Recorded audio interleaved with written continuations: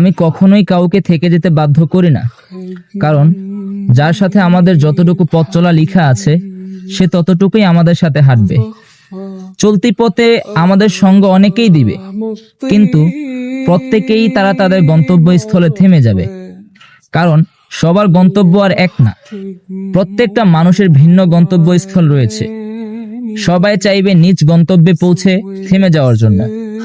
আপনি যদি মনে করেন আপনি কোনো মানুষকে নিয়ে আপনার গন্তব্য পাড়ি দিবেন, তাহলে কখনোই পারবেন না, কারণ আপনার গন্তব্য আর অন্যের গন্তব্য এক হবে না।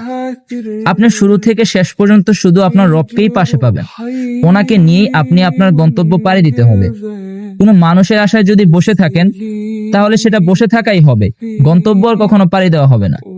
এখন বিবেচনা আপনার উপর, আপনি কি মানুষের অপেক্ষা করবেন, নাকি নিজের রবের ওপর ভরসা করে নিজের রবকে সাথে নিয়ে গন্তব্য পাড়ি দিবেন?